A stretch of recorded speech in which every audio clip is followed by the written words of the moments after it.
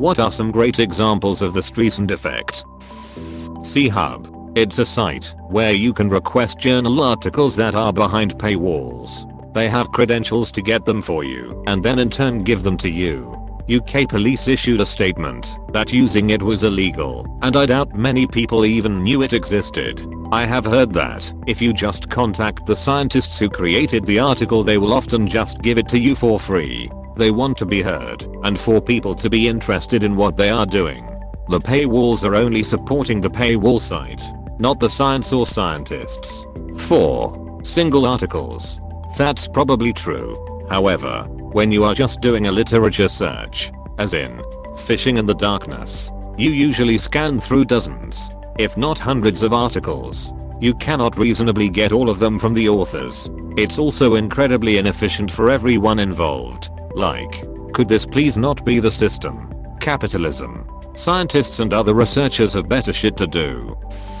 Besides Amy Challoner, the Church of Scientology tried to get videos of Tom Cruise speaking about Scientology removed from the internet, and it led to a massive protest against Scientology in 2008. You forgot the best part: it was a massive protest against Scientology, orchestrated by 4chan. It was utter chaos. Scientology had to unplug their fax machines because they just kept spewing black pages to waste toner.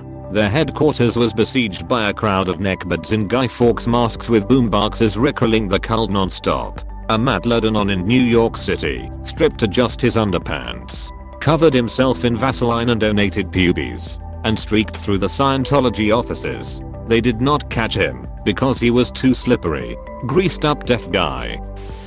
Today I learned who Amy Challoner is. I think this entire thread was subtly created as a means to get this entire story out for those out of the loop.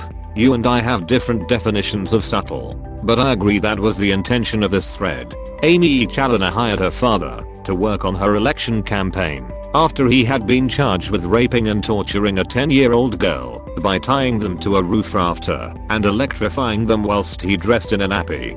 This all happened in the house he shared with his wife and Amy. Amy hired him after all these allegations were made, and even put a false name on election material to hide it. She also is in a relationship with someone who openly writes pedophilic erotica. Reddit inexplicably hired her as an admin, and she also moderates children's subs. An as of yet un-American English Reddit admin, probably the person in question, then tried to remove an article mentioning this as well as banning the mod that posted it. 48 hours ago no one really knew who she was or the people she associated with. Now millions of people know her name. Possibly the greatest example of the Streisand Effect I have ever seen. Wow, that's disgusting. I'm one of those who have no clue who she is. Time to do a bit more exploring. Edit so holy effing shit. After a very quick Google, this person is a whole other level of creepy, and I'm no FBI agent, but I would not be surprised if she and her family partner's friends are actually a pedophile ring of some sort. 3 different people spanning 3 different countries involved in a strange relationship with each other, with one family member already in jail for raping and torturing a 10-year-old. And these people, this person involved in politics and social media platforms targeting vulnerable young people. This is gross. Thanks for helping me learn about Amy Challoner through Streisand Effect. This is a reverse example of the Streisand Effect, or, if not reverse, at least a would-be example that was smartly blocked.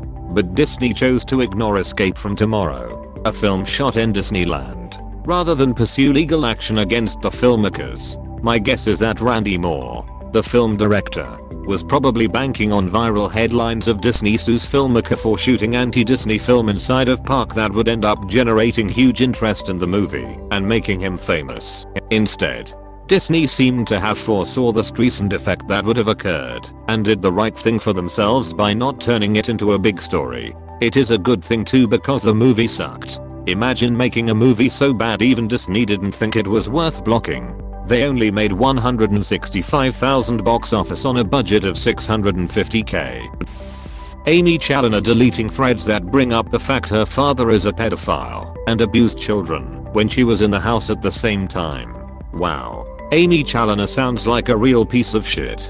Guess what? She works for Reddit. Works. Present tense. They won't get rid of her. Amy Challoner works for Reddit. Amy Challoner, the daughter of a pedophile that was in the house when children were being abused. That Amy Challoner. The same Amy Challoner who is trying to delete threads on Reddit mentioning that Amy Challoner is the daughter of a pedophile and may have had knowledge of the activities going on in the same house Amy Challoner was living in. Are we talking about the same Amy Challoner? When Reddit protects people who support and shield child predators, Reddit is supporting and shielding child predators. The pretext of doxing is bullshit. The person is a politician and therefore a public figure. The doxing was a random mention of said politician's name in a news article. Since Reddit is actively banning people for mentioning it, I guess at least Reddit cannot claim it is unaware. Thomas Walker, the Barbara Streisand of 18th century pirates. At the start of the golden age of piracy, Captain Benjamin Hornigold and his crew chose the tiny settlement of Nassau on New Providence Island in the Bahamas as a place to settle use as a sort of pirate hub. It was along major trade routes, it rich with essential resources, and Nassau had been decimated during the War of Spanish Succession that had just come to an end. So it was a good place for a fresh start with very little government oversight. In fact, there was only one remaining colonial official, Thomas Walker. Thomas Walker was a stickler for the rules, very not okay with a horde of pirates setting up shop in Nassau. He was especially worried about Hornigold's flying gang, as they were known robbing Spanish ships, since he feared it would provoke Spanish military action, and he had literally just seen the Spanish destroy Nassau not long before. So he decided he was going to tattle on the pirates to Britain and put a stop to their exploits. So he started writing letters to everyone in power asking the crown to intercede. But Britain basically ignored Walker. The ongoings in the tiny town of Nassau weren't high on the list of British priorities. And at the end of a very expensive war, Britain essentially decided to shift focus toward the North American colonies and away from the Caribbean. But Walker's warnings about the plight of the residents in Nassau, his concerns about the flying gang, did make their way into the Boston newsletter. Word of Walker's letters spread throughout the American colonies and Jamaica. Finally, people were listening to him. Thomas Walker was sure that people would be terrified and would rally to help him after they read his letters about pirates living as they pleased and getting filthy rich while doing it. But instead, people thought that sounds awesome. Since a decade of war fought largely by sea had just come to a close, the colonies were flush with thousands of unemployed sailors. So when word got out about the flying gang, wannabe pirates from all over flocked to Nassau. Nassau grew like crazy and became the lawless pirate haven of Thomas Walker's worst nightmares.